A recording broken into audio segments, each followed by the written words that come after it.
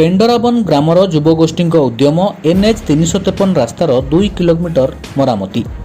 नुआपड़ा जिला दे जाइथिबा रायपुर गोपालपुर 353 नंबर रास्ता पेंडराबन गाँ निकट में 2 किलोमीटर पर्यंत अति शोचनीय थिला। पेंडराबनर माँ परदेशन युवगोष्ठीर 30 जन सभ्य रास्ता को मरामती करी महानतार संदेश देइचंती। नुआपड़ा जिला दे जाइथिबा एनएच 353 रे पेंडराबन गाँ पाखरे खाल हो जाइथिला। एही खाल जोगु अनेक समय छोट बड़ दुर्घटना घटी लोकंक धन जीवन क्षति होउथिला। प्रशासन किंबा एनएच विभाग आवश्यक मरामती कले नाही। फल दिनकु दिन दुर्घटना बढ़िबार लागिला। लोकंक धन जीवन सुरक्षा पाई कोड़ी कोदाल धरी आगे आसिले पेंडराबन गाँर 30 जन युवक। गाँ पाख 2 किलोमीटर मध्यरे थिबा सबु खाल को पत्थर गोड़ी मरम देई पोतिले।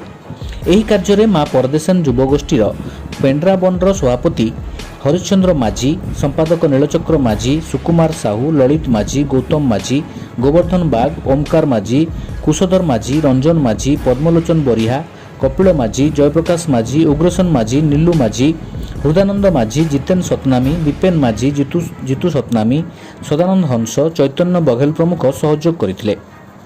नुआपड़ा जिल्लारू हरेराम करुआंक रिपोर्ट, ओडिशा खबर। एही भिडियोर प्रस्तुतकर्ता Queen Care dish wash, Queen Care क्यूपिक, क्वीन केयर हैंड वाश।